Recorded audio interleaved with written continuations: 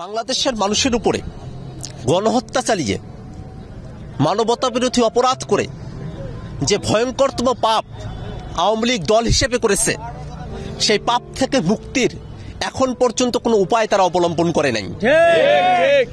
আওয়ামী লীগের বিচার এখন পর্যন্ত হয় নাই। ছাত্রলীগের সন্ত্রাসীরা এখনো পর্যন্ত আমাদের সহযোদ্ধাদেরকে খুনের হুমকি দিয়ে বেরোচ্ছে, বিভিন্ন জায়গায় খুনের ঘটনাগুলো তারা ঘটাচ্ছে। এমতো অবস্থায় আইনি দিক থেকে আওয়ামী লীগের ভোটের প্রতিদ্বন্দ্বিতা করতে বাধা না থাকলেও ছাত্র জনতা, বাংলাদেশের আপামর মানুষ এই ফেসিবাদী গণহত্যাকারী মানবতা বিরোধী যে দলটি আছে তাকে কোনোভাবেই বাংলাদেশের রাজনীতিতে আর রেলিভেন্ট হতে দেবে না। এর জন্যে যদি আমাদেরকে আবারও রক্ত দিতে হয়, আমরা রক্ত দেওয়ার জন্য প্রস্তুত আছি। লুটেরা বুর্জোয়া হওয়ার যে মানসিকতা, সেখান থেকে বেরিয়ে আসতে হবে। সবাইকে জাতীয় স্বার্থে জাতীয় বুর্জোয়া হতে হবে। যারা দেশের স্বার্থে কাজ করবেন, দেশের মানুষের কর্মসংস্থান নিয়ে কাজ করবেন, দেশের মানুষের সুবিধাগুলো দেখবেন, এবং একই সাথে তারা এই যে অর্থ পাচার হয় সেই পাচারের মতো কর্মকাণ্ড থেকে তারা বিরত থাকবেন। আমরা আশা করব সরকার যে সিন্ডিকেটগুলো আছে সেই সিন্ডিকেটগুলো যারা করছে তাদের বিরুদ্ধে কঠোরতম ব্যবস্থা নেবে, এবং আমরা সামনের দিনে জুলাই আগস্টের অভ্যুত্থানের মধ্য দিয়ে যে বাংলাদেশ পেয়েছি, সেই বাংলাদেশের এখনো অনেক ফেসিবাদী নীতি, এখনো পুরনো অনেক বিধি কানুন ব্যবস্থা রয়ে গেছে।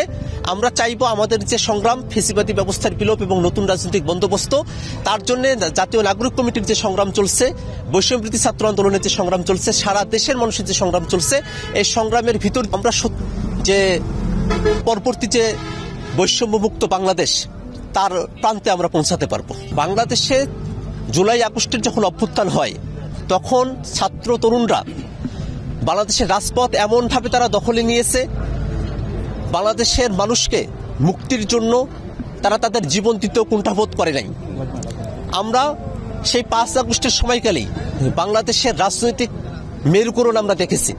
আমরা সেখানেই নতুন এক রাজনৈতিক দল, নতুন এক রাজনৈতিক শক্তির উল্লম্ফন হবে, এই আশাবাদ আমরা সেদিনই দেখেছি। এবং এই দীর্ঘ 3-4 মাসের পথ পরিক্রমায় বাংলাদেশের সর্বস্তরের জনতার সঙ্গে আমাদের যে যোগাযোগ হয়েছে এবং বিভিন্ন যে জরিপগুলো আছে, তাতেও এটা অত্যন্ত সুন্দরভাবে দৃষ্টিগোচর হয়েছে যে বাংলাদেশের মানুষ নতুন এক রাজনৈতিক শক্তি, যে শক্তির নেতৃত্বে থাকবে তরুণরা, এমন একটি রাজনৈতিক শক্তি, রাজনৈতিক দল প্রত্যাশা করে। আমরা ছাত্র তরুণরা মিলে যে রাজনৈতিক দলটি প্রতিষ্ঠার কথা বলছি, এই রাজনৈতিক দল আমরা মনে করি নাগরিক কমিটি যে রাজনৈতিক ভাষা উৎপাদন করছে, সেই ভাষার ভিত্তিতেই এই দলটি গঠিত হবে। আমরা বাংলাদেশে বিবদমান যত পক্ষ আছে, আদর্শিক পক্ষগুলো আছে, সে আদর্শিক দলাদলিতে আমরা লিপ্ত হতে চাই না। বাংলাদেশের জন্য সার্বিকভাবে আমরা একটি সেন্টিস্ট মধ্যমপন্থী রাজনীতির চর্চা করতে চাই, যে রাজনীতির ভিত্তি হবে বাংলাদেশের স্বার্থ। সেই স্বার্থকে জলাঞ্জলি দেবার যদি কেউ চেষ্টা করে, তার বিরুদ্ধে প্রতিরোধ করে তোলাই হবে আমাদের কর্তব্য, এবং বাংলাদেশের স্বার্থকে রক্ষা করাই হবে আমাদের জীবনের শপথ।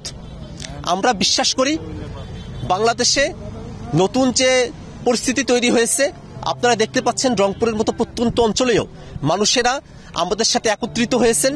তারা চান যে নতুন একটি রাজনৈতিক শক্তির আবির্ভাব হোক। আমরা বিশ্বাস করি সে রাজনৈতিক শক্তি সামনের দিনে বাংলাদেশকে নেতৃত্ব দেবে, বাংলাদেশের রাষ্ট্র ক্ষমতা পরিচালনা করবে, বাংলাদেশের মেহনতি মানুষের মুক্তির দিশারি হয়ে উঠবে। এখনো পর্যন্ত রাজনৈতিক যে উদ্যোগের কথা আমরা বলেছি, তার নাম আমরা ঠিক করিনি। আমরা জনগণের কাছ থেকে, মানুষের কাছ থেকে আমরা প্রস্তাবনা চেয়েছি। অনেকগুলো নাম প্রস্তাবনায় এসেছে। আমরা সবগুলো বিষয়কে বিবেচনায় রেখে আমাদের নেতা কর্মী এবং আমাদের শুভাকাঙ্ক্ষীদের সঙ্গে আলাপ